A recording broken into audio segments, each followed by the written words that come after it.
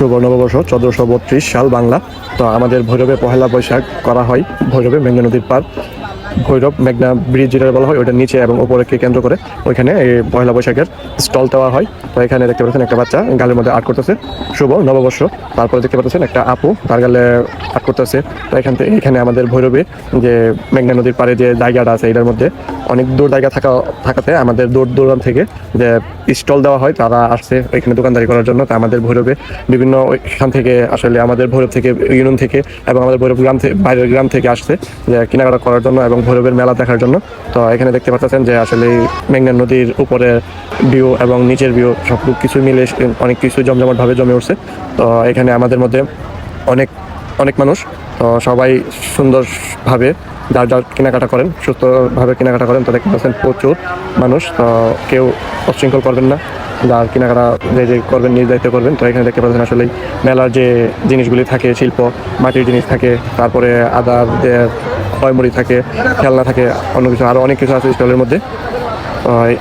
যার যেমন ইচ্ছে সেটা কিনতে পারেন। পয়লা বৈশাখকে কেন্দ্র করে আসলে সবাই আসছে যে কেনাকাটা করার জন্য। আজকে আসছিলাম আমাদের ভৈরবের একটা বেশি নিচের মেলায় এসে পেয়ে গেলাম আমার মামাকে। অনেক সুন্দর সুন্দর ব্লগ করে আমাকে সবাই সাপোর্ট করবেন। মেলার মূল আকর্ষণ হয়েছে গিয়ে নাগরদোলা। তো নাগরদোলা দেখতে পাচ্ছেন ছোট বড় সবাই। মেলার মধ্যে ঘুরতে ঘুরতে আমাদের ভাই মিলন ভাইকে খুঁজে পেলাম। মিলন ভাই আছে, তারপরে মোসা ভাই আছে, তার সাথে ওনার সাথে আরেকটা ভাই আছে। তো মিলন ভাইকে আসলে জিজ্ঞেস করবো এখন।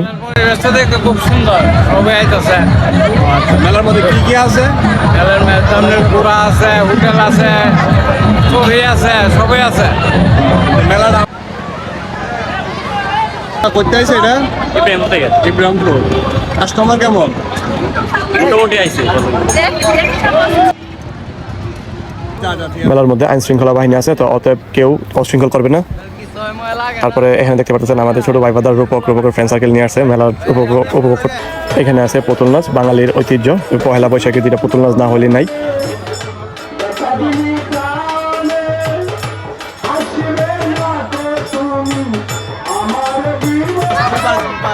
এটার নাম কি? স্লিপার। কত করে?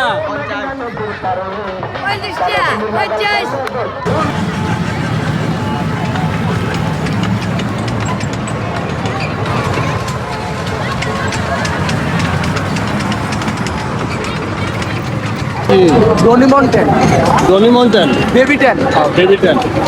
জনপ্রতি কত বাচ্চাদের টিকিট? জি জনপ্রতি কত টিকিট? 50 টাকা। 50 টাকা করে না? কত গ্রন্থি?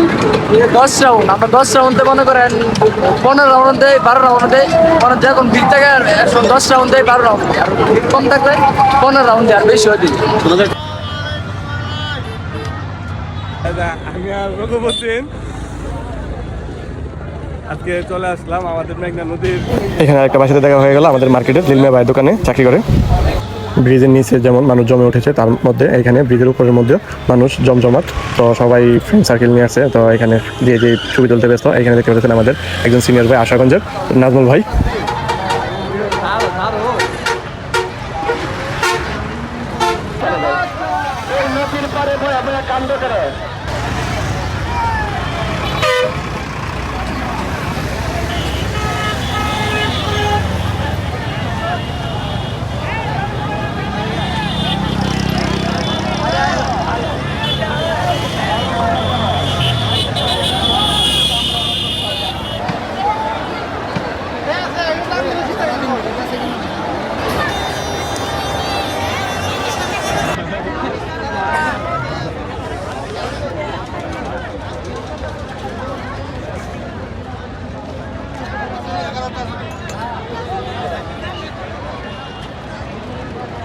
তো ঘোরার পরে এখানে দেখতে পারলাম একটা ভাই শিল্প আর্টের যে আসলে কোনো তুলনা নাই।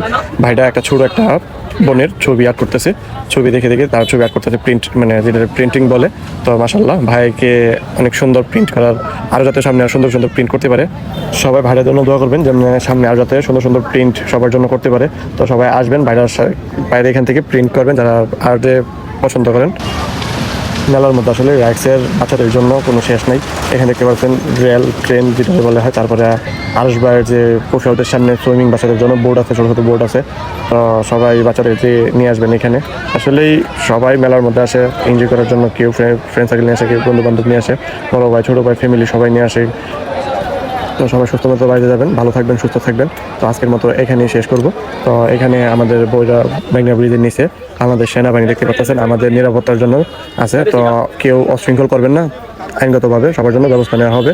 সবাই সুস্থভাবে বাড়িতে ফিরবেন, ভালো থাকবেন, সুস্থ থাকবেন। আল্লাহ হাফেজ। পরবর্তী দেখা হবে অন্য কোনো ভিডিওতে।